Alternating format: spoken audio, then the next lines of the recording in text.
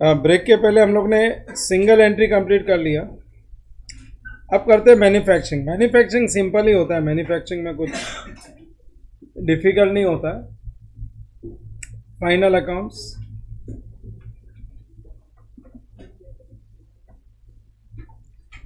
March 31, 24, the trial balance of Robin was as follows.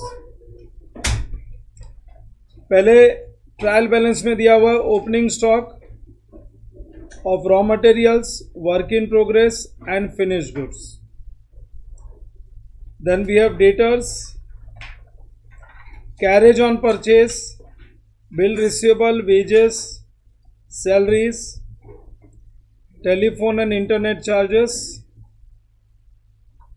repairs to office furniture, cash at bank, office furniture, repairs to plant, purchases, plant and machinery, rent, lighting, general expense, normal items, sundry creditors, bills payable, sale of scrap, हमेशा dash किया है, first time value है। अपने तो class के text book के एक भी प्रॉब्लम है सेल ऑफ स्क्रैप का अमाउंट ही नहीं था। कमीशन रिसीव्ड, आरडीडी पुराना पिछले साल का आरडीडी ये साल के बैड डेट्स में एडजस्ट हो जाएगा। कितना बैड डेट्स है या नहीं है? सो बैड डेट्स है ही नहीं, तो ये तो पूरा reverse. Capital account, sales and bank overdraft. Adjustment के नाम पे 3 तो क्लोजिंग स्टॉक है, बैलेंस शीट एसेट्स में लिख देंगे और रेस्पेक्टिव मैन्युफैक्चरिंग ट्रेडिंग में लिख देंगे जगह जगह पे। Salaries and wages unpaid, salaries and wages unpaid for year ended 31 March, where ये आ गया salaries and wages. So salaries और वेजेस के साथ एडजस्टमेंट है। आउटस्टैंडिंग और क्या दिया हुआ है? Machinery is to be depreciated by 10% and office furniture by 7.5%। So इनका डेप्रीसिएशन है, मशीनरी और ऑफिस फर्नीचर। पोस्टिंग करने के टाइम पे डेप्रीशिएट भी कर ही लेंगे। और करंट ईयर के लिए बोला है प्रोविजन फॉर डाउटफुल डेब्ट is to be maintain at 1% of sales. हाँ, तो तुम्हारा सेल्स का फिगर होगा ना इधर, इसका 1%।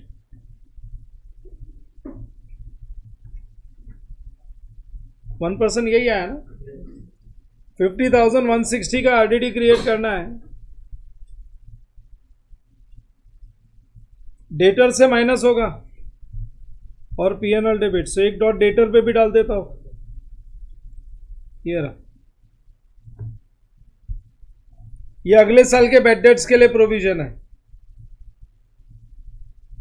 Rent is to be charged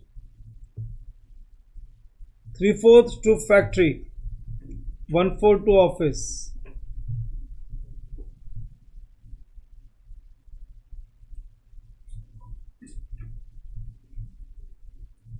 factory का मतलब हो गया मैन्युफैक्चरिंग और ऑफिस का मतलब हो गया पीएनएल। और कोई प्रीपेड आउटस्टैंडिंग है ही नहीं। वो होता तो एक अच्छा एडजस्टमेंट बनता कि वो प्रीपेड आउटस्टैंडिंग भी एडजस्ट करो फिर रिवीजन करो। सो रेंट के साथ तो कोई एडजस्टमेंट है ही नहीं। एंड 3/4 1/4 ये तो हो ही गया ना। Lighting is to be charge 2/3 to factory.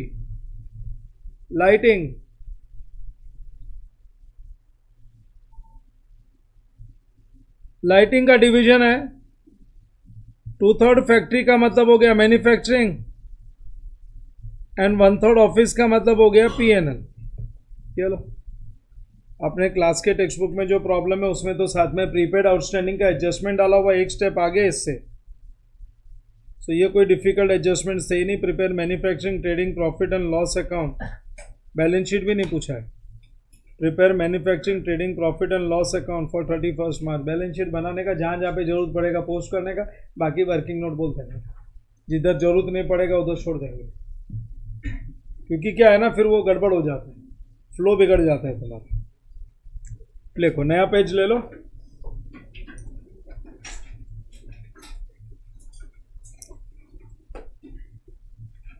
This is question number 9.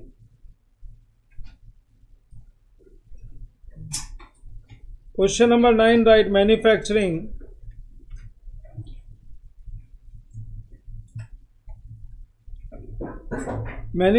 account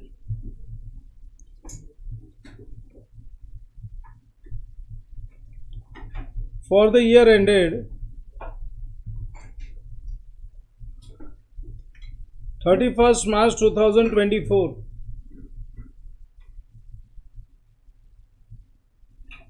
Aditya, तू जब भी था क्या मैन्युफैक्चरिंग हुआ तभी अटेंड किया हुआ है?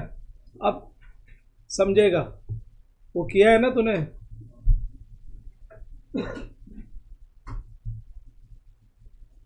मेसर्स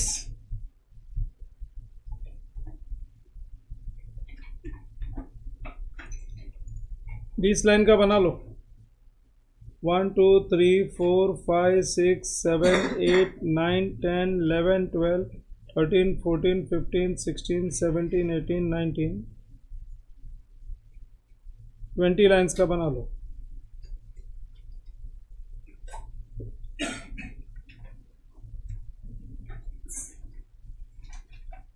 डबल कॉलम ही बना लो.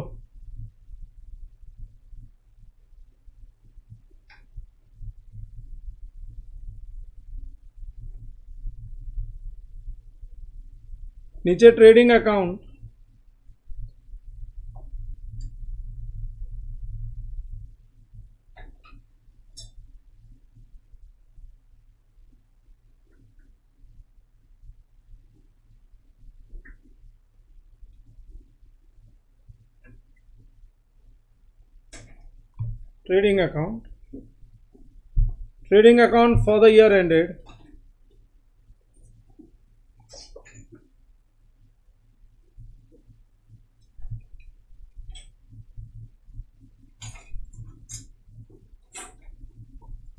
trading account for the year ended 31st March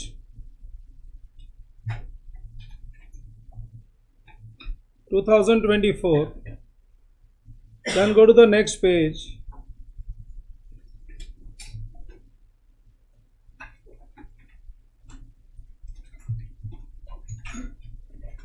Profit and loss account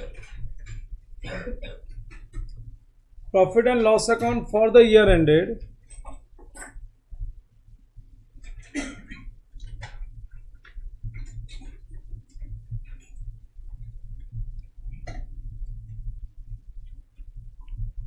for the year ended 31st March 2024.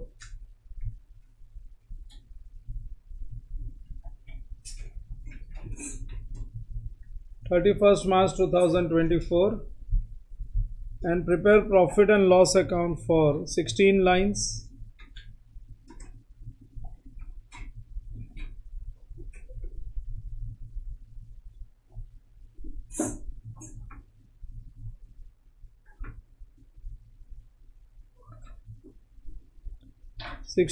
Double column.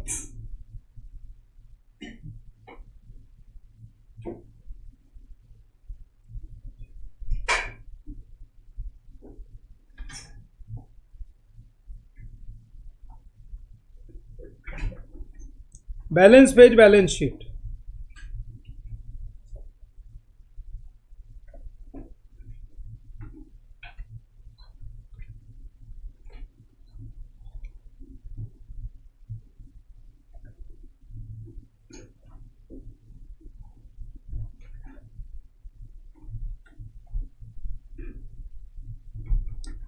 Balance sheet अपने लिए वर्किंग नोट का काम है.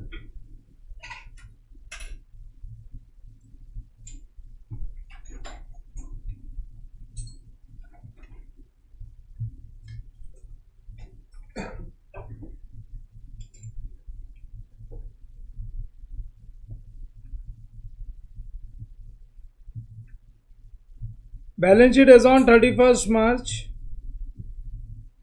2024. As on 31st March 2024. चलो basic presentation ready कर लेते हैं. Basic presentation में पहले लाइन पे आता है ओपनिंग स्टॉक ऑफ WIP.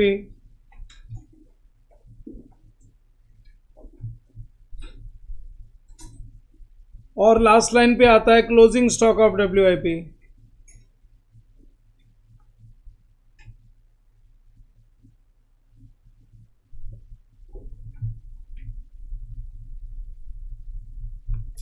यहां पे आता है sale of scrap,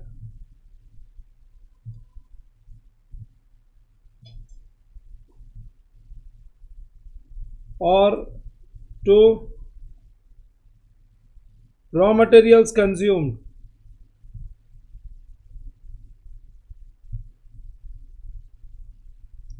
raw materials consumed में आएगा opening stock plus purchases plus expense on purchase. Expense on purchase के नीचे 2 लाइन छोड़ के minus purchase returns and minus closing stock.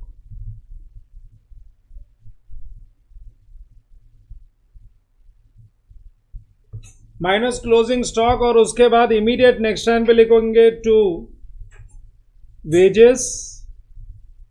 Wages के नीचे एक लाइन खाली रख देना। कुछ अपने पास डायरेक्ट एक्सपेंसेस था क्या प्रॉब्लम में? नहीं ना, कोई डायरेक्ट एक्सपेंस नहीं देखा। नॉर्मली वेजेस के बाद में है ना हम लोग डायरेक्ट एक्सपेंसेस भी लिखते हैं, बट अपने पास कोई डायरेक्ट एक्सपेंसेस है ही नहीं, तो एक लाइन छोड़ दो खाली आउटस्टैंडिंग के लिए और फैक्ट्री एक्सपेंसेस लिख दो। By cost of goods manufactured transfer to trading account. By cost of goods manufactured transfer to trading account, और ट्रेडिंग अकाउंट के डेबिट में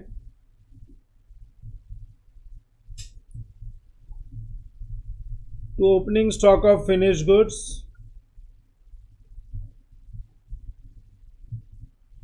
So to cost of goods manufactured transferred from manufacturing account by sales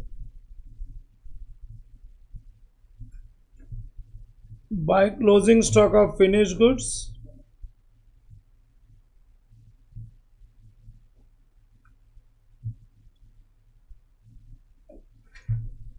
to gross profit carried down and by gross profit brought down। मेरे को balance sheet की जरूरत पड़ेगी तो मैं कुछ पोस्ट करूंगा, अदरवाइज नहीं, क्योंकि उन्होंने टाइम उसके हिसाब से रखा हुआ है। तो बेकार में वो कंप्लीट करके टैली करने को मत जाओ। मैंने बना लिया, कहीं पे जरूरत पड़ेगी तो मैं यूज करूंगा, नहीं तो नहीं। Are you all ready with this? चलो विल स्टार्ट पोस्टिंग, और मैं तो बोलता हूं एडजस्टमेंट ही पहले एडजस्ट कर दो, झमेला ही नहीं। क्लोजिंग स्टॉक तीनों बैलेंस शीट एसेट साइड में तो लिखते ही है, नहीं लिखेंगे टाइम बच जाएगा, बाकी इफेक्ट दे देते हैं। रॉ मटेरियल का कितना क्लोजिंग स्टॉक? 4,86,000। जाओ मैन्युफैक्चरिंग अकाउंट में जाओ, मैन्युफैक्चरिंग अकाउंट में जाके लिख दो raw materials 4,86,000 closing stock of raw materials, लिख दिया। और फिर फिनिश गुड्स का है 5,43,000, तो फिनिश गुड्स का क्लोजिंग स्टॉक आ गया 5,43,000। फिनिश गुड्स के बाद नेक्स्ट आइटम क्या है? वर्क इन प्रोग्रेस है 2,34,000। 2,34,000 ये रहा closing stock of WIP। Balance sheet asset side में कोई लिखने की जरूरत नहीं है, हो गया काम अपना। फिर उसके बाद बोला है सैलरीज एंड वेजेस अनपेड बोला हुआ है, सैलरीज 27 और वेजेस 60,000। सो एक काम करो, अनपेड का मतलब है ऐड टू एक्सपेंस, वेजेस लिखा है ना, लिख दो plus outstanding wages, outstanding wages salaries and wages. Wages second वाला है ना, 60,000 का वेजेस है, ये लो इनर कॉलम में लिख के छोड़ दो और second effect balance sheet liability side में नहीं देने का, डोंट वेस्ट योर टाइम। और पीएनएल में चले जाओ, पीएनएल में जाके लिखो टू सैलरीज, सैलरीज के नीचे plus outstanding salaries, salaries and outstanding salaries कितना दिया हुआ है 27,000। Second effect balance sheet liability side में जाता है, वो हम नहीं लिख रहे। डन। फिर उसके बाद ये लो, ये एडजस्टमेंट हो गया। नेक्स्ट एडजस्टमेंट क्या है, मशीनरी को 10%, फर्नीचर को भी डेप्रिशिएट करना है। सो मशीनरी ये रहा, मशीनरी कितना 10% है, so 10% of 21 lakhs comes to, machinery का डेप्रिसिएशन पीएनएल में जाएगा या मैन्युफैक्चरिंग में जाएगा, मैन्युफैक्चरिंग में जाएगा, लिख दो depreciation on plant and machinery 2,10,000, inner column में लिख दो less from asset PNL debit, तो पीएनएल नहीं manufacturing debit, less from asset, asset जाने दो। और क्या है, फर्नीचर, ये 3 lakhs को कितना परसेंट बोला है, 7.5% निकालो ऑफिस फर्नीचर का 22,500, ये पीएनएल में। टू डेप्रिसिएशन ऑन फर्नीचर कितना बोला हमने 22,500, 22,500, ये लो, ये भी हो गया। फिर उसके बाद नेक्स्ट है a provision for doubtful debts is to be maintain 1% of sales, तो सेल्स का 1% हमने निकाल लिया ना, 50,000 कितना था, ये रहा 50,160। सो करंट ईयर में जो आरडीडी क्रिएट करते हैं वो पीएनएल में जाता है, टू आरडीडी 50,160, और लास्ट ईयर का आरडीडी इसमें से माइनस कर देंगे, लास्ट ईयर का आरडीडी इसमें से माइनस होएगा, ठीक है ना। सो नीचे प्रेजेंट कर दिया, बैड डेट्स तो है ही नहीं प्रॉब्लम में। चलो ये एडजस्टमेंट भी हो गया, और ये रेंट का और लाइटिंग का एडजस्टमेंट तो ऊपर हम लोग ने ट्रायल बैलेंस में करके रखा है ना, वहां से पोस्ट कर देंगे। मेरे को नहीं लगता बैलेंस शीट के कोई भी आइटम की जरूरत पड़ेगी। चलो स्टार्ट करते हैं लाइबिलिटी साइड से। क्रेडिटर्स हो गया पोस्ट, बिल्स पेबल हो गया पोस्ट, सेल ऑफ स्क्रैप लिख दो मैन्युफैक्चरिंग में, सेल ऑफ स्क्रैप 75,000, 75,000।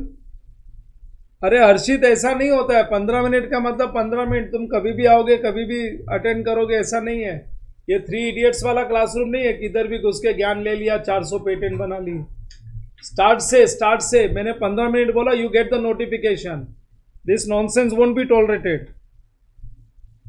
75,000 हो गया, लिख के क्या लिखा है फिर, कमीशन रिसीव्ड, ये इनकम है अपना, लिख दो पीएनएल क्रेडिट में, PNL credit by commission received.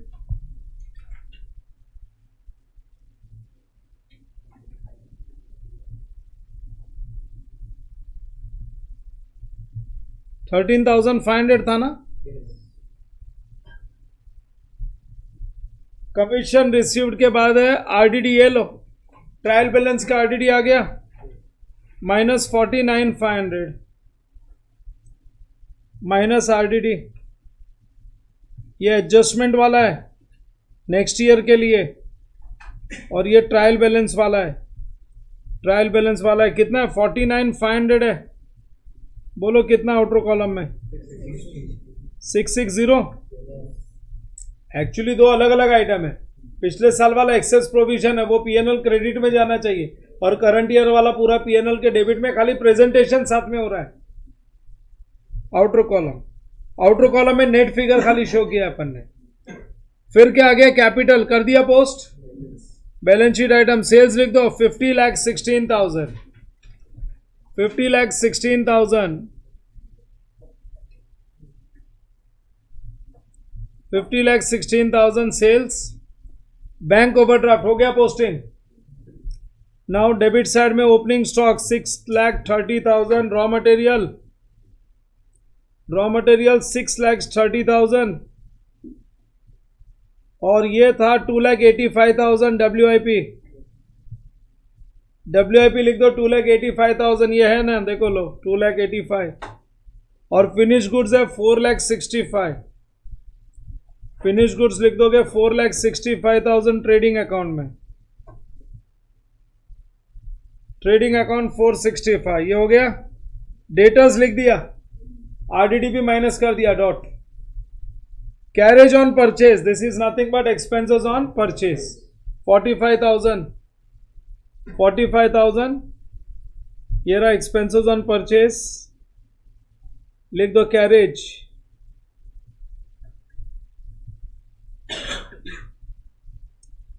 Carriage 45,000। After carriage bill receivable balance sheet में लिख दिया। वेजेस 3,90,000 और सैलरीज 3 लाख। वेजेस 3,90,000 कितना हो गया 450 और सैलरीज PNL में जाके लिख दो 3 lakh.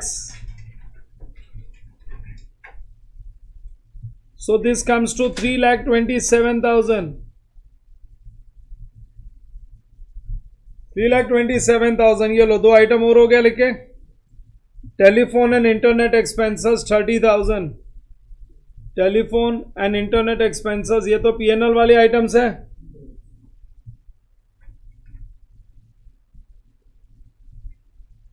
Telephone and internet expenses बोलो कितना 30,000। रिपेयर्स टू फर्नीचर 10,000, 10,500 था। रिपेयर्स ऑफिस फर्नीचर का है, प्लांट मशीनरी का नहीं है।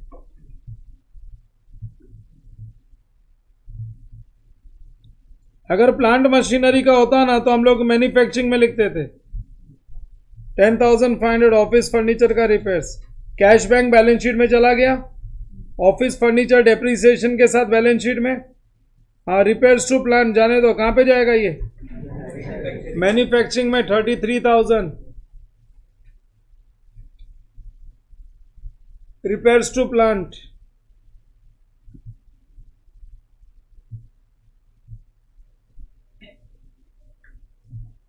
रिपेयर्स टू प्लांट के बाद है परचेजस 25,50,000। ये परचेज ऑफ रॉ मटेरियल्स ही है और कुछ नहीं। 25,50,000,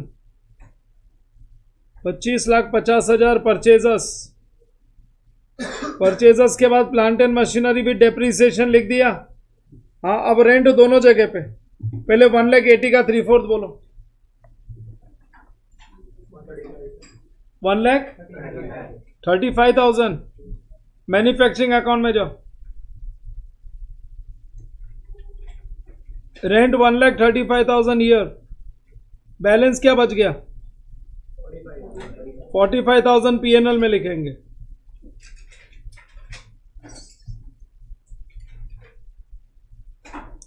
$45,000 PNL में। और फिर उसके बाद है रेंट के बाद क्या है, लाइटिंग। लाइटिंग का निकालो 4,500 का 2/3 27,000 राउंड फिगर, 40,500 है। 27,000 लाइटिंग। बैलेंस बोलो 13,000, 13,500 विल गो टू PNL।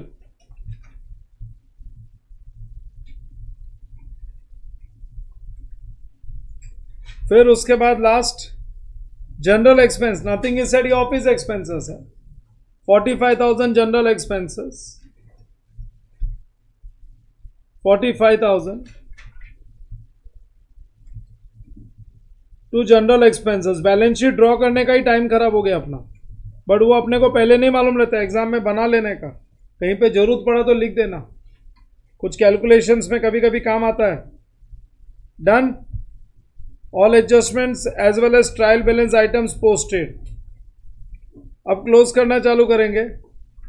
पहले तो ये बाहर निकालना पड़ेगा consumed, opening stock plus purchasers plus carriage on purchasers minus consumed minus closing stock, बोलो 27 लाख कितना 39,000 राउंड फिगर 27,39,000। और ये जरा एक्सपेंसेस को भी बाहर निकालो, फैक्ट्री एक्सपेंसेस 4,05,000 4,05,000। अब डेबिट का टोटल मार दो जरा ऊपर से, क्या बोल रहे हो 38,79,000 38,79,000 माइनस करो 234 माइनस करो 75 और बताओ 35,70,000 35,70,000। This 35,70,000 will be transferred to trading account 35,70,000।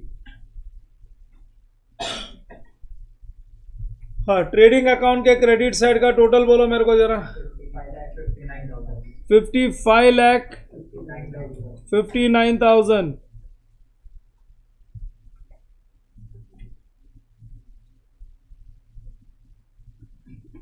55,59,000 में से माइनस कर दो और बोलो 15,24,000 का आ गया ग्रॉस प्रॉफिट। 15,24,000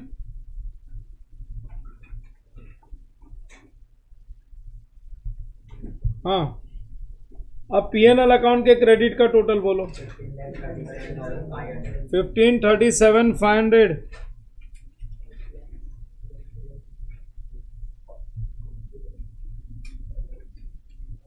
15,37,500 और माइनस करके डिफरेंस बोल दो 1043,340। ये आ गया नेट प्रॉफिट।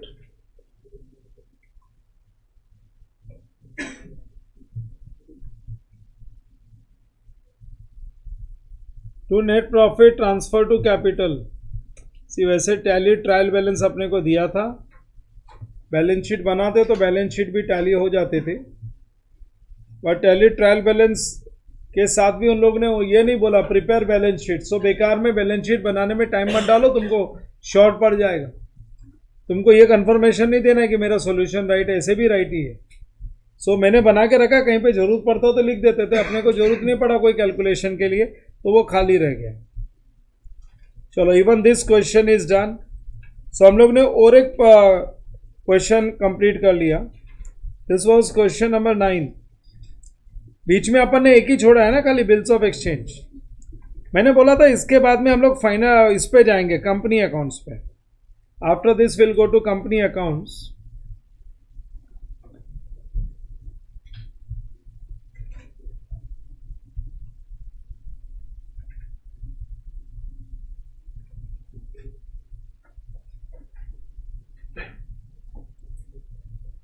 मेरा जो नेक्स्ट सेशन होगा माइट भी सैटरडे होगा, मोस्टली सैटरडे या संडे लूँगा। उसके पहले पहले पार्टनरशिप अकाउंट रेडी कर लेना, prepare full partnership account. So I may take on Sunday. So जिनका पार्टनरशिप नहीं हुआ वो लोग नहीं अटेंड करेंगे, और जिनका पार्टनरशिप हो गया, मैंने सब बैचेस का कर दिया, खाली पीस मिल और ये नहीं किया। कुछ लोगों का बाकी है पार्टनरशिप, सो जिनका नहीं हुआ नहीं अटेंड करेंगे। Mostly I will be taking on Sunday. वो टाइम टेबल में तुम खाली देखते रहना। बट अब पार्टनरशिप अकाउंट्स का साइड बाय साइड प्रैक्टिस चालू कर दो। इश्यू ऑफ शेयर्स, क्योंकि इश्यू ऑफ शेयर्स में क्या है ना, प्रैक्टिस की जरूरत ही नहीं है। इश्यू ऑफ शेयर्स डायरेक्टली तुम कर सकते हो। बोनस शेयर्स करना पड़ेगा, रिडेम्पशन ऑफ प्रेफरेंस शेयर्स करना पड़ेगा, issue of debentures, redemption of debentures, इनमें प्रैक्टिस चाहिए। Now issue of shares, Kunal Fortune Limited invited applications for 30,000 equity shares of 10 each. Amount was payable as application allotment, first call, final call. 4 instalment है तो basic अपनी 8 entries तो ऐसे ही हो जाती है। The issue was fully subscribe, मतलब जितना 30,000 शेयर्स ऑफर किया था उतने ही एप्लीकेशंस आ गए, तो ये प्रो राटा का क्वेश्चन नहीं है। फिर Arun to whom 200 shares were allotted fail to pay allotment money and his shares were forfeited immediately after allotment. अच्छा, तो हम लोग ने वेट ही नहीं किया, एक किस्मत लाल चिकूराम नाम का प्रॉब्लम करवाया था ऐसा। Ajit to whom 450 shares were allotted fail to pay the first call and his shares were also forfeited after first call.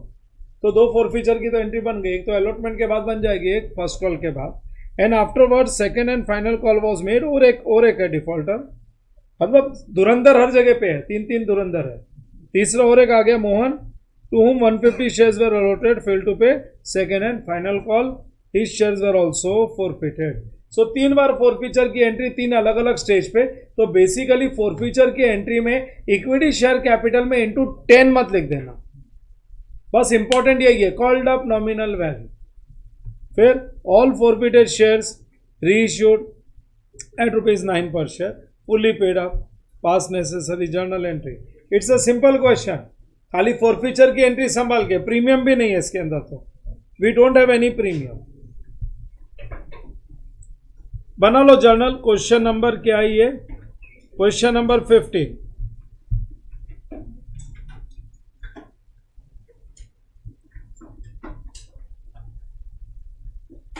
Question number 15,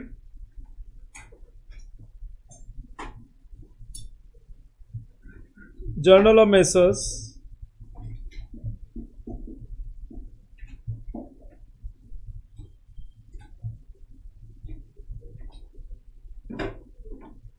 journal of messrs Kunal Fortune Limited, Kunal Fortune limited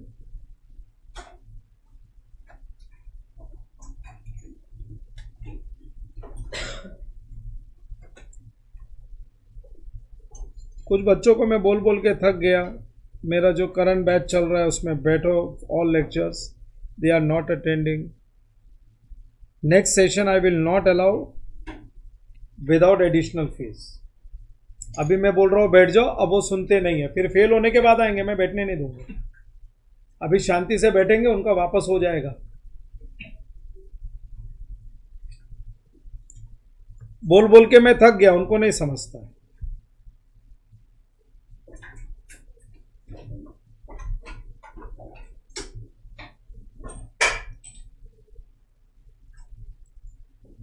there are some students, आता जाता कुछ नहीं है, क्या confidence में बैठे हैं मालूम नहीं, माई बैच इज ओवर, बस अलग कॉन्फिडेंस में बैठे हुए हैं, कुछ नहीं आता है, आता जाता कुछ नहीं है। नहीं आता तो बैठो, आई एम अलाउिंग, मेरा चल रहा है बैच, उसके साथ में हो जाएगा एक बार और।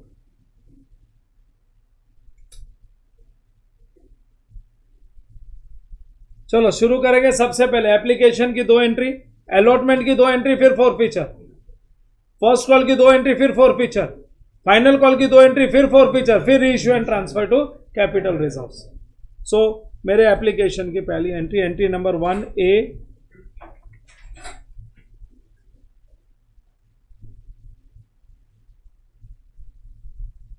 Receipt of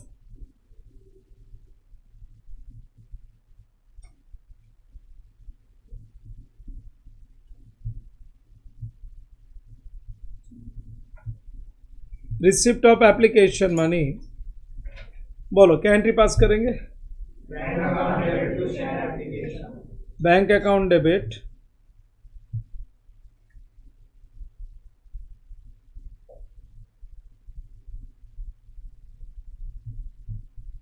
to share application account 30,000 shares were applied and application money per share है 1 rupee into 1। अब क्या है ना, एग्जाम का पेपर है ना,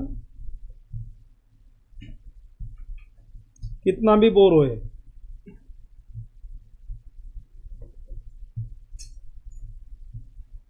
ऊपर हेडिंग तो लिखना है, हेडिंग के बिना सीक्वेंस गड़बड़ कर दोगे तुम, हेडिंग के बिना सीक्वेंस गड़बड़ कर दोगे, कोई बहुत ज्यादा टाइम नहीं जाएगा, दूसरे कोई क्वेश्चन में टाइम मिलेगा भी तुमको।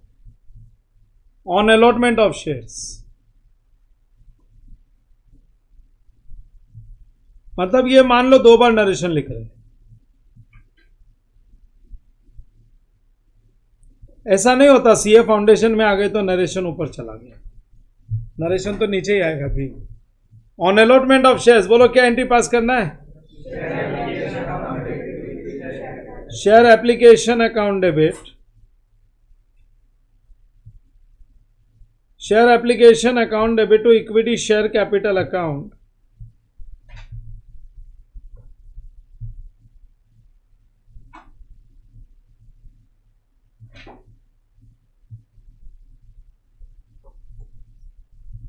being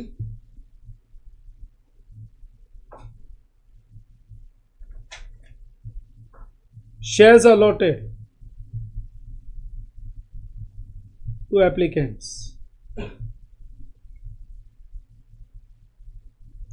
Yellow. First stage complete. Next, 2A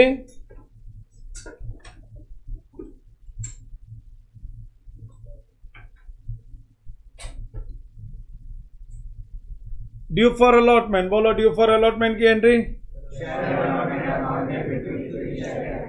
share allotment account debit, share allotment account debit to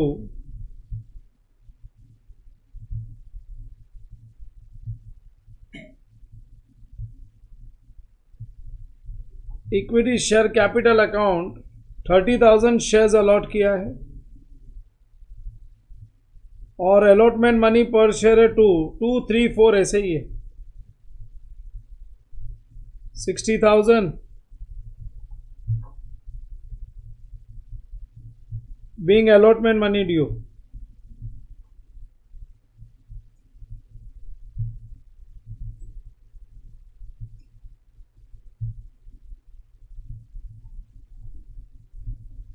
बोलो रिसिप्ट ऑफ अलॉटमेंट मनी क्या एंट्री पास करना है? पूरा पैसा मिल गया क्या? सो रिसिप्ट ऑफ अलॉटमेंट मनी में कॉल्स इन अरियर्स आएगा, एंट्री क्या पास करेंगे? Bank account debit, calls in arrears account debit to share allotment.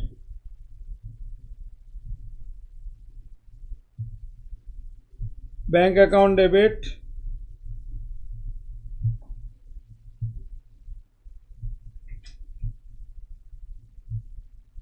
calls in arrears account debit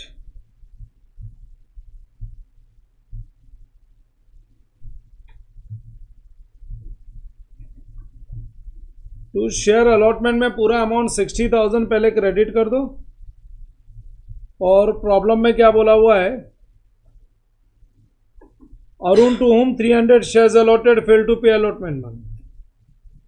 सो अपने को 300 शेयर्स पे अलॉटमेंट मनी का 2 रुपया नहीं मिला, 600 नहीं मिला, सो 59,400 मिल गया being allotment money received except on 300 shares। 300 shares को छोड़ के बाकी सब पे अलॉटमेंट मनी मिल गया और अलॉटमेंट मनी का ही एक और एंट्री बना लो,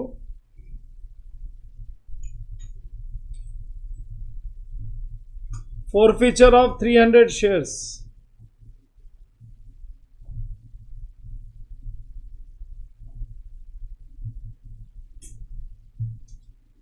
फॉरफीचर में क्या है ना, इस बार कोई प्रीमियम का तो झमेला ही नहीं ना, तो नॉर्मल एंट्री बनेगी फॉरफीचर की। क्या नॉर्मल एंट्री बनती है? Equity share capital account debit to calls in arrears to shares forfeited,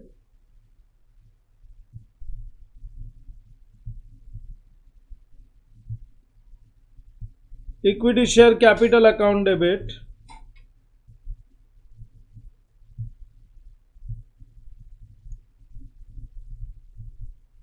to calls in arrears account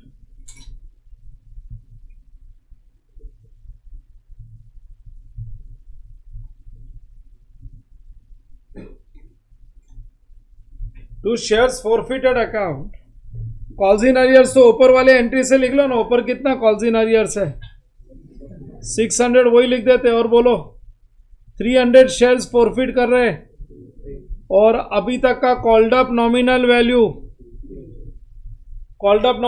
3 rupees है, इंटू 3 कितना 900। बोलो कितना प्रॉफिट आया, 300 का प्रॉफिट है ये, इसको कैपिटल प्रॉफिट बोलते हैं हम लोग। हाँ, being 300 shares forfeited,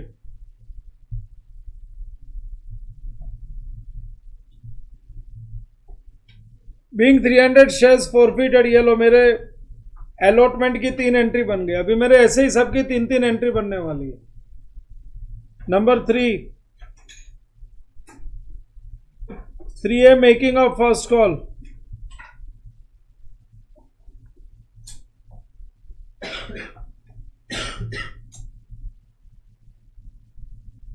making of first call 3 रुपए का है ना फर्स्ट कॉल। बोलो मेकिंग ऑफ फर्स्ट कॉल की क्या एंट्री पास करेंगे, लिखो share first call account debit,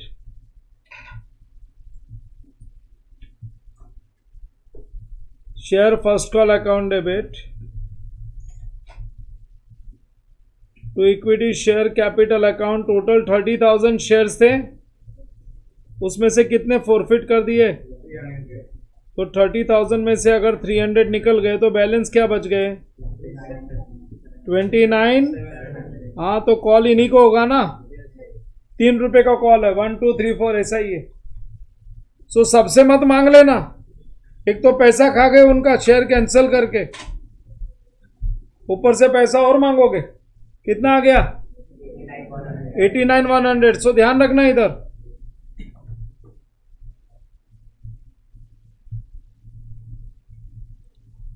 Being final call due, first call, being first call due on 29,700 shares। अब इसमें भी एक आ गया जो पैसा नहीं दे पा रहा है, receipt of first call money. बोलो पूरा पैसा नहीं आया तो एंट्री क्या बनेगी,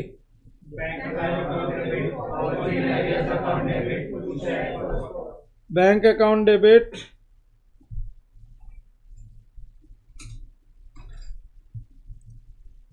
calls in arrears account debit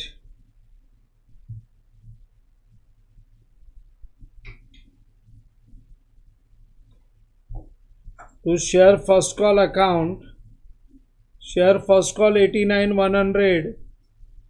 लेकिन अब क्या बोला हुआ है, Ajit to whom 450 shares allotted failed to pay first call।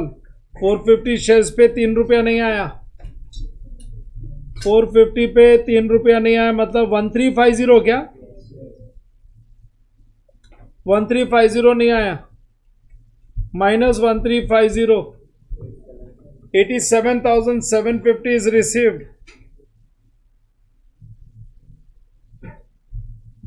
Being first call money,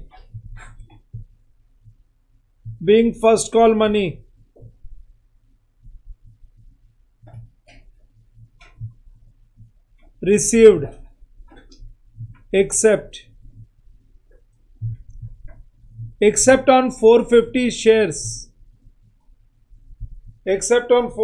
shares, अभी एंट्री नंबर सी अपने को फॉरफीचर करने का है।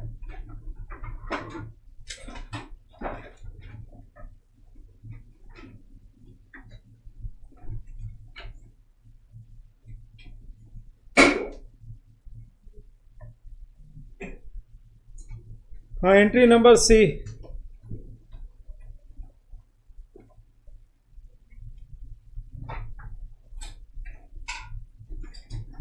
forfeiture of 450 shares, फिर से प्रीमियम नहीं है, फोरफीचर की वही एंट्री आएगी।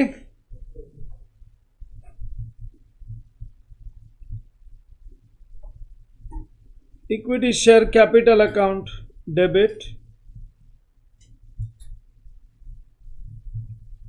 To calls in arrears account and to shares forfeited account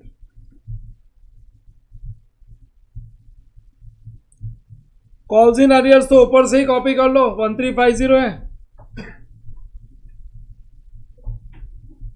and 450 shares पे called up nominal value 1 + 2 + 3 कितना हो गया, 6 रुपीज कॉल किया अभी तक,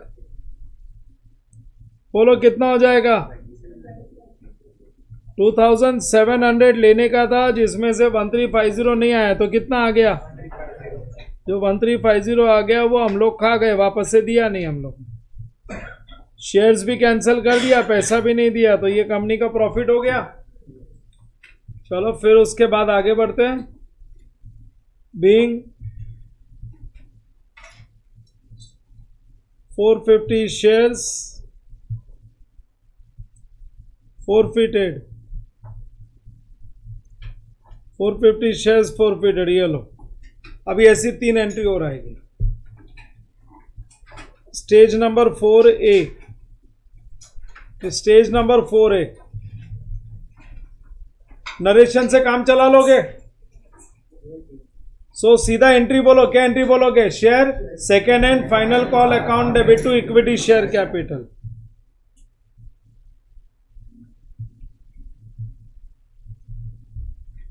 share second and final call account debit to equity share capital. अच्छा, ओरिजिनली 30,000 शेयर्स थे ना, पहले कितना फॉरफिट किया था, और फिर कितना किया, 750 निकल गया, तो अब क्या बच गया, 29,250 इंटू 4 रुपया, फाइनल कॉल बोलो, 29,250 इंटू 4, 1,17,000 का कॉल किया। Being final call made on 29,250 shares.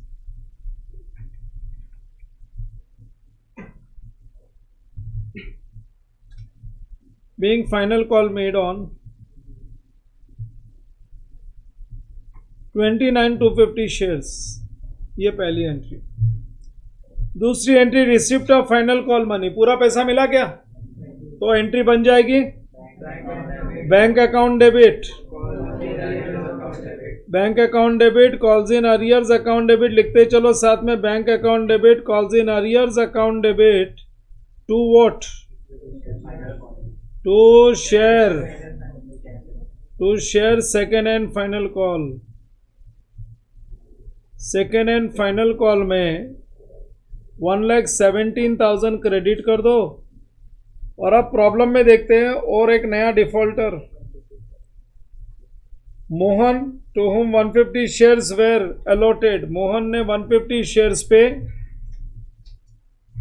4 rupees नहीं दिया, मतलब 600 नहीं दिया, तो 1,16,400, 1,16,400 नरेशन लिख दो। Being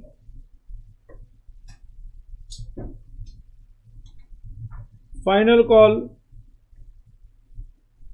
received on all shares except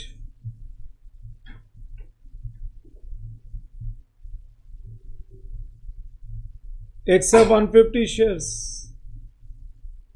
except 150 shares।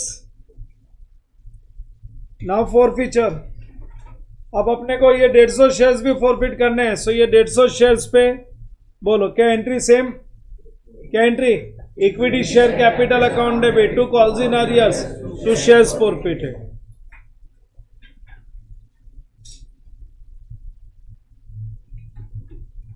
Equity share capital account debit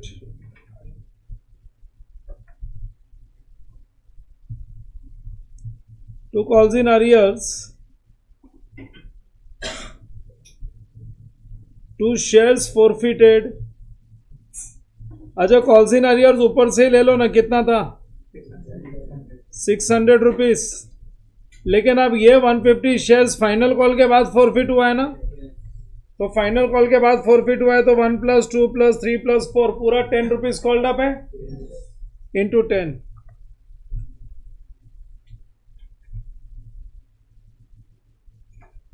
बोलो क्या बच जाएगा? 900 बीइंग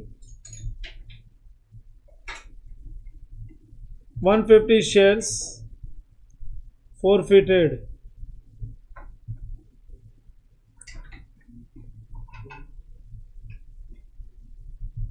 ये entry number 4 complete.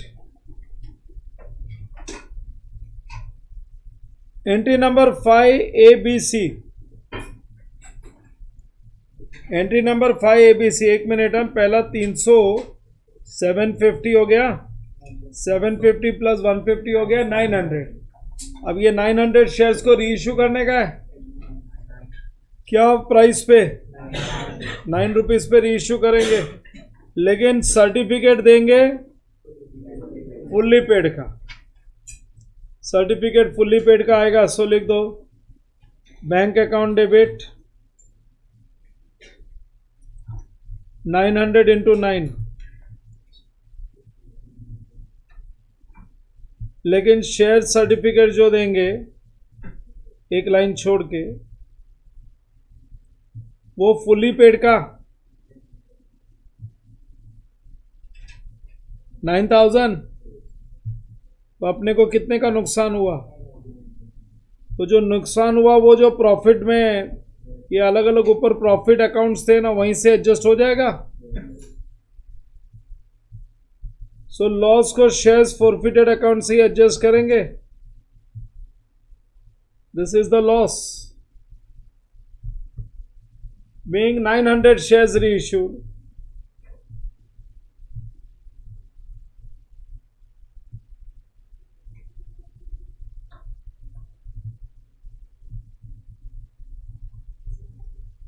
And last entry transfer to capital reserves. बोलो क्या एंट्री पास करना है? Shares forfeited account debit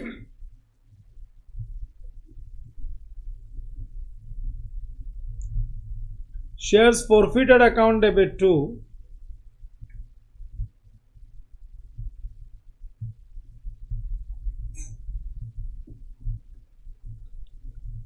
capital reserves being capital profit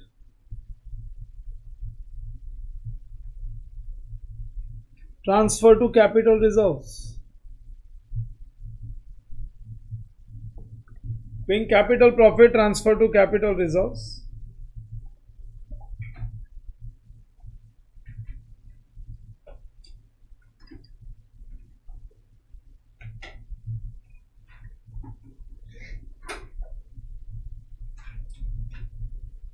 तीन बार प्रॉफिट आया था ना, 300 प्लस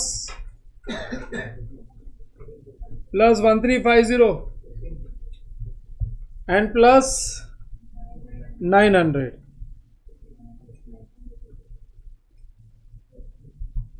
$300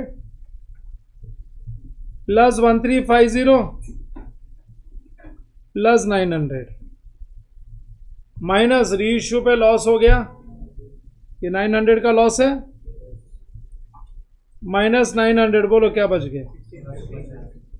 1600 1650 1650 1650. सो ये प्रॉब्लम में क्या है ना, एक तो फॉरफीचर करने के टाइम पे क्या नॉमिनल वैल्यू अपने को डेबिट करना है इक्विटी शेयर कैपिटल में, वो इंपॉर्टेंट था, और एक था अगले बार कितने शेयर्स पे कॉल करना, जो फॉरफिट हो गया उनसे वापस पैसा नहीं मांगेंगे. So we have completed one more question, that's question number 15. Bonus and redemption of preference shares.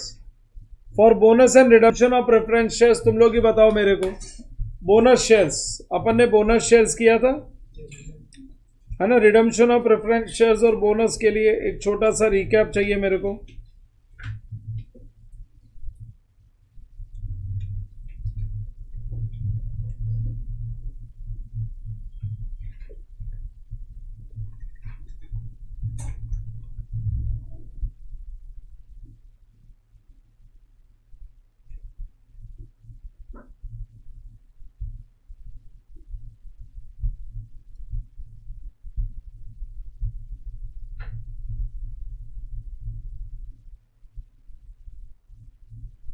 Issue of bonus shares, अरे बोनस शेयर्स का मतलब है फुकट का शेयर्स, फ्री शेयर्स। कहां से देने का? Past accumulated profits. और दो टाइप के बोनस शेयर्स होते हैं, number one making partly paid up shares as fully paid up, और दूसरा issue of fully paid up bonus shares. Making partly paid up shares as fully paid up में standard 3 entry, कौन सी? Making of final call, declaration of bonus, adjusting final call. Making of final call की entry share final call account debit to equity share capital, और फिर declaration of bonus के लिए reserves account debit to bonus to share holders. और adjusting final call में पैसा लेने के जगह पे बोनस एडजस्ट होता है, तो bonus to share holders account debit to share final call. और अगर issue of fully paid up bonus shares है, उसमें नंबर ऑफ शेयर्स बढ़ेंगे, इसमें नंबर ऑफ शेयर्स बढ़ेंगे नहीं, खाली partly paid up shares fully paid up होंगे। हाँ, वहां पे दो ही एंट्री, पहला declaration of bonus, issue of bonus. Declaration की वही एंट्री, रिजर्व से पैसा डालो बोनस टू शेयर होल्डर्स में, so reserve account debit to bonus to share holders, and bonus to share holders to equity share capital. लेकिन issue of bonus shares को और एक नाम से बुलाया जाता है capitalisation of profits, capitalisation of reserves या कैपिटलाइजेशन ऑफ प्रॉफिट्स। क्योंकि ये जो एंट्रीज पास किए ना ऊपर दोनों साइड, इनको अगर मर्ज करेंगे तो एक ही एंट्री बनती है। क्या एंट्री बनती है? Reserves account debit to equity share capital, क्योंकि बाकी सारे अकाउंट्स डेबिट क्रेडिट में कैंसिल हो जाते हैं। अच्छा, regarding utilisation of reserves, utilisation of reserves के लिए मैंने तुमको दो टाइप के रिजर्व्स बताए थे, पहले बाजू क्या लिखा है? Revenue profit, also known as divisible profits, also known as free reserves, और यहां पे क्या लिखा है? Also known as non divisible profits, also known as not profit not available for dividend. 5 नाम बोल दो, खाली याद रख लो, फाइनल सीए तक भी और कुछ जरूरत नहीं पड़ेगी तुमको। पहले साइड क्या बोला था? PNL, general reserve, revenue reserve, reserve fund, dividend equalization reserve, उसमें दो ही काम में आते हैं, पीएनएल एंड जनरल रिजर्व। वो बाजू 5 नाम क्या क्या है? Securities premium, shares forfeited, capital reserves, profit prior to incorporation and capital redemption reserves. Capital redemption reserves का तो जन्म ही बोनस शेयर्स देने के लिए है, so issue of fully paid up bonus में सबसे पहले वही यूज करने का। और कैपिटल रिजर्व्स अगर प्रॉब्लम कुछ नहीं बोल रहा तो हाथ ही नहीं लगाने का। कैपिटल रिजर्व्स को रिवैल्यूएशन प्रॉफिट्स बोलते हैं, हाथ ही नहीं लगाओगे। अगर वो प्रॉब्लम में बोलते हैं capital reserves is realized in cash, then only you will touch it, otherwise bonus के लिए हम यूज नहीं करेंगे। हाँ, यूटिलाइजेशन ऑफ रिजर्व्स देखो क्या लिखा है?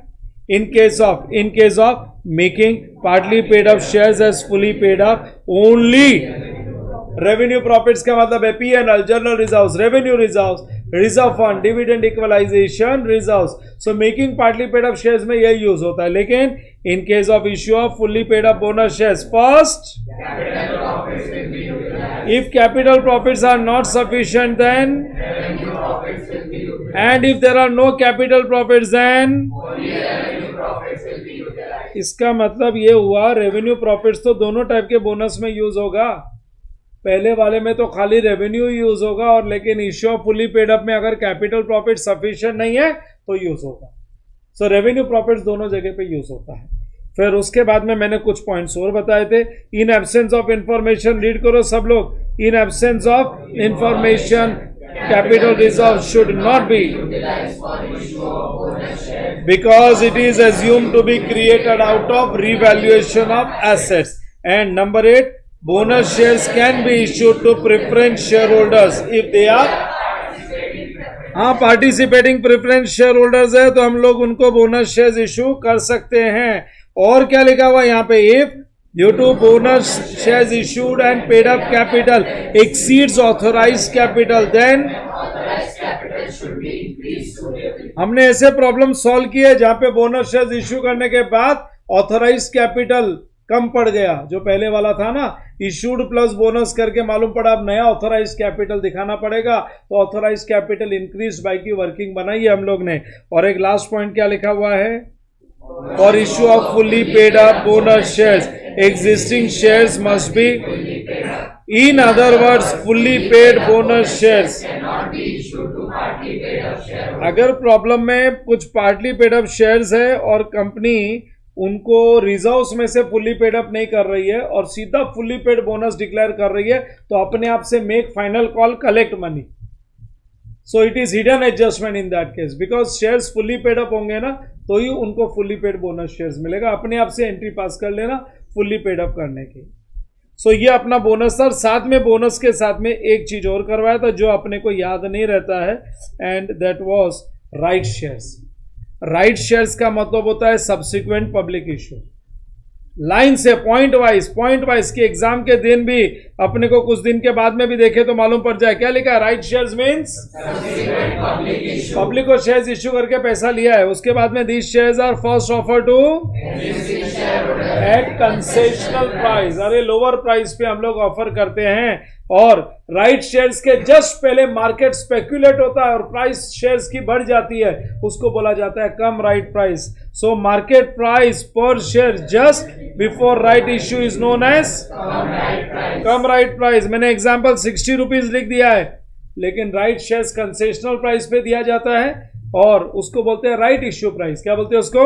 Right issue price. So concessional price at which right shares is issued is known as right issue price. क्या प्राइस दिया मैंने? 55 रुपीज पर शेयर, और जस्ट राइट शेयर्स के पहले मार्केट में क्या चल रहा था? 60 रुपीज। उसको कौन सी प्राइस बोलते हैं? कम राइट प्राइस। और राइट इश्यू दिया 1:1 के रेशियो में। क्या रेशियो में? 1:1 का रेशियो का मतलब है तुम्हारे पास एक पुराना शेयर है 60 रुपए का, प्लस एक नया शेयर ले लोगे 55 का, तो अब तुम्हारे पास 2 शेयर हो गए। अब ये 2 शेयर की एवरेज प्राइस क्या है? एक पुराना शेयर 60 रुपए का, एक नया शेयर 55 रुपए का, तो दोनों शेयर की एवरेज प्राइस निकालो कितना आता है? क्या बोल रहे हो? हाँ, तो इसको बोलते हैं हम लोग ex right price. Ex right price, average price of all shares after right issue is known as ex right price. So देख लो अगला टर्म वही है। अगला टर्म क्या लिखा है? Average price of all shares after right issue is known as ex right price. और ये एग्जांपल किया था हम लोग ने, और एक्स राइट प्राइस को कैलकुलेट करना सीख लिया। एक पुराना शेयर कम राइट प्राइस पे, old shares at cum right price plus right shares at right issue price upon all shares. और वैल्यू ऑफ राइट निकालना होता था। वैल्यू ऑफ राइट कैसे निकालते थे? Cum right minus ex right. क्या बोलते हैं हम लोग? हाँ, cum right price minus ex right price. So value of rights, यही तो अपने को कैलकुलेट करना होता था। Value of rights is nothing but cum right price minus ex right price. Cum right price minus ex right, याद है अपना 60 रुपए का कम राइट प्राइस था, और एक्स राइट प्राइस कितना बोला था? 57.5। तो कितना हो गया value of right? Cum right price minus ex right price. क्या बोलते हो? 2.5 is known as value of right. What you call it as? Value of right. हाँ, वैल्यू ऑफ राइट हो गया 2.5। सो अभी क्या है ना, अगर कोई शेयर होल्डर को खुद को शेयर्स खरीदना है तो वो तो 55 रुपए में खरीद लेगा, लेकिन वो शेयर होल्डर को खुद को शेयर्स नहीं खरीदना है तो वो अपना राइट बेच सकता है किसी और को बेच सकता है। कितने में? 2.5। जिसने राइट परचेज किया वो 2.5 रुपया तुमको देगा, और कंपनी से शेयर्स कितने में मिल रहा है? 55 कंपनी को देगा। सस्ते शेयर्स मिल गए, अपने को 2.5 दिया, 55 कंपनी को दिया, तो टोटल कितना दिया? 57.5। फिर भी तो मार्केट 60 रुपए से सस्ता मिला ना। So value of right is nothing but cum right minus ex right. So ये भी हमने प्रॉब्लम सॉल्व किया हुआ, एग्जाम में आ गया ना, तो कुछ लोगों को तो याद भी नहीं आएगा ऐसा कुछ किया था, बोलेंगे कुछ तो नया आ गया था। सो सब कुछ रिफर करके जाना चाहिए, जो जो करवाया हर चीज करना चाहिए, everything you should do. So और एक बैलेंस शीट का फॉर्मेट। लायबिलिटी साइड में क्या था? शेयर होल्डर्स फंड्स, उसमें शेयर कैपिटल रिजर्व्स, और शेयर कैपिटल रिजर्व्स के बाद non current liabilities, current liability. Asset side में non current assets, issue of shares में एंट्री को मर्ज कर देते थे, सिंगल एंट्री बन जाती है, सिंगल एंट्री को पोस्ट कर देने का। Debit is asset, credit is liabilities. अगर लास्ट में शेयर्स फॉरफिटेड में बैलेंस आता है ना, सारे शेयर्स रीइश्यू नहीं होते, तो इक्विटी शेयर कैपिटल के साथ ऐड कर देने, वो लीगल रिक्वायरमेंट है, लीगल रिक्वायरमेंट है, equity share capital plus shares forfeited account. अच्छा, उसके बाद ये हो गया अपना bonus shares and right shares. Bonus shares और राइट शेयर्स के बाद है अपने पास रिडम्पशन ऑफ प्रेफरेंस शेयर्स। एक recap redemption of preference shares का भी दे देता हूं, बिकॉज अगर रिडम्पशन ऑफ प्रेफरेंस शेयर्स अगर अपने को वापस से याद आता है तो रिडम्पशन ऑफ डिबेंचर में 4 एंट्री सेम रह जाती है। रिडम्पशन ऑफ डिबेंचर्स की 4 entries are same.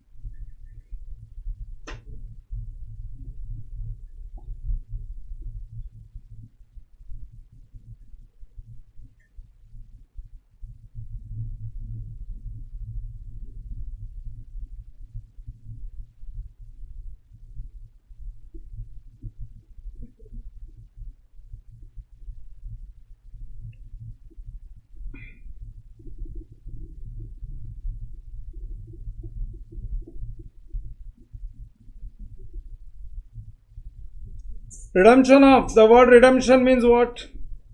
Paying back money to the preference shareholders. वापस से पैसा देने को बोलते हैं redemption. And which section allows all the provision? 55 of the Companies Act. 5 condition है.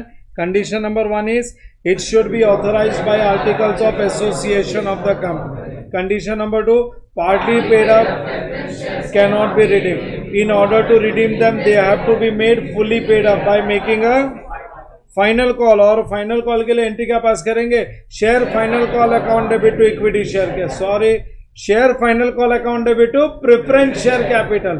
फिर receipt of final call money, पूरा पैसा नहीं मिला तो क्या एंट्री बन जाएगी? Bank account debit, calls in arrears account debit to share final call. फिर कॉल्स इन अरियर्स अगर कलेक्ट हो गया तो bank account debit to calls in arrears, नहीं कलेक्ट हुआ तो फॉरफीचर के लिए preference share capital account debit to calls in arrears to shares forfeited. और री इशू के लिए bank account debit shares forfeited account debit to equity share capital. Re issue at par है तो bank to preference share, no equity shares, bank to preference share. और re issue at premium है तो bank account debit to preference share capital to securities premium.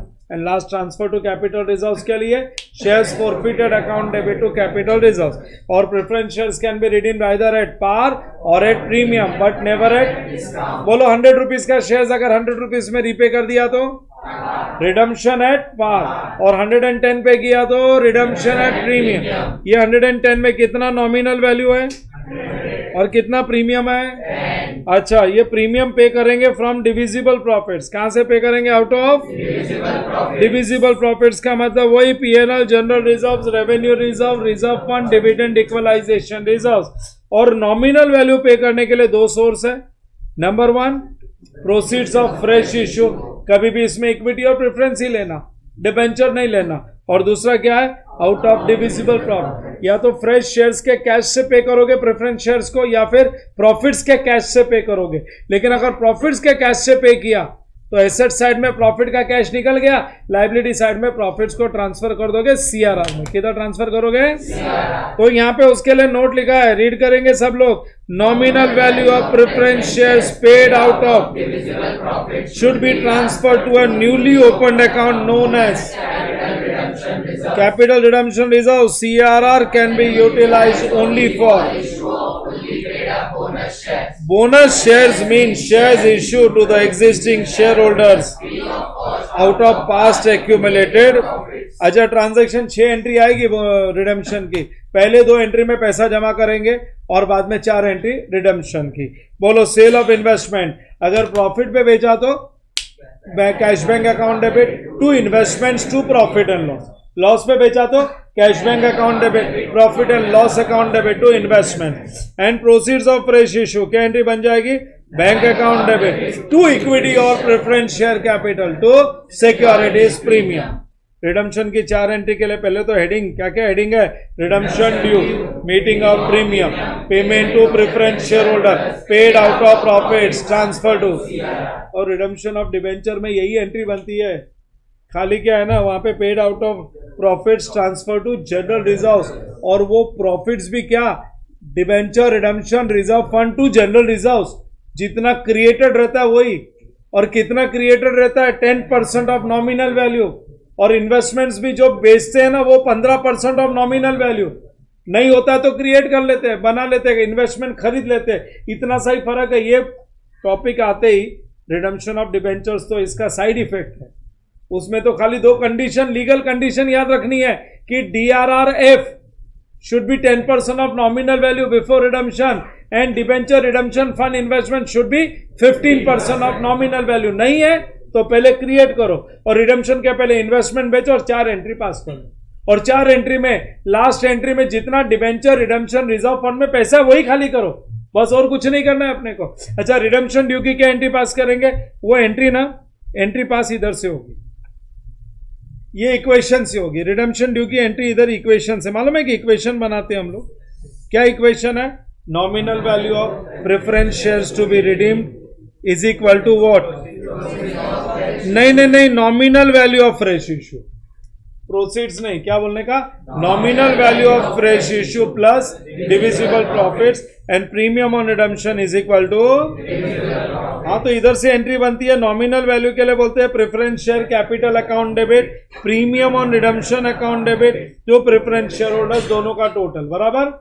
And regarding, फिर उसके बाद में meeting of premium के लिए हम लोग बोलते हैं divisible profits account debit to premium on redemption. और पेमेंट के लिए preference share holders to cash bank. और अगर कोई अनपेड रह गया, कुछ लोग नहीं मिले, तो preference share holders to cash bank to unpaid preference share holders. और ट्रांसफर टू CRR की एंट्री इधर से मिल जाती है. देख लो, divisible profits account debit to CRR. यहाँ पे PNL है, जनरल रिजर्व है टू CRR. सो ये 4 एंट्री इधर से मिल जाती है. अपने को इक्वेशन बनाना सीखा था हमने. Nominal value of preference shares is equal to nominal value of fresh issue plus profits, premium on redemption is equal to divisible profit. ये टॉपिक के बाद में अगर मैं रिडेम्पशन ऑफ डिबेंचर्स में जाऊं तो वही 4 एंट्री है. Redemption due, meeting of premium, payment to debenture holders, paid out of profits, transfer to general reserves. लेकिन इसके पहले प्रॉब्लम रीड करते समय देख लेने का, नॉमिनल वैल्यू ऑफ डिबेंचर का 10% डिबेंचर रिडेम्पशन रिजर्व फंड होना चाहिए. नहीं है तो PNL टू DRRF. और इन्वेस्टमेंट्स नहीं है तो cash bank, investments to cash bank. Investment भी 15% होना चाहिए. और जस्ट रिडेम्पशन के पहले इन्वेस्टमेंट बेच दो, जितने का उतने में बेच दो. प्रॉब्लम में कभी नहीं बोलते कितने में बेचा, तो सेम प्राइस में बिकता है. Bank account debit, debenture redemption reserve fund investments, 4 entry redemption की. क्या entry? Debentures account debit, premium on redemption account debit to debenture holders. Meeting of premium के लिए PNL और general reserves account debit to premium on redemption. Payment के लिए debenture holders account debit to cash bank. And paid out of profits DRRF, debenture redemption reserve fund account debit to general reserves account. Have you got it? So यहाँ पे अपना पूरा काम हो गया. खाली इश्यू ऑफ डिबेंचर्स बच गया. इश्यू ऑफ डिबेंचर्स में तो क्या है, वही application allotment call, receipt of application money, तो बोलते हैं बैंक टू डिबेंचर एप्लीकेशन. क्या बोलते हैं हम लोग? फिर डिबेंचर एप्लीकेशन टू 10% डिबेंचर्स. और अगर डिबेंचर अलॉटमेंट की भी एंट्री पास करनी है तो debenture allotment account debit to 10% debenture. जब पैसा मिलेगा तो bank to debenture allotment. Debenture first and final call, debenture first and final call to 10% debentures.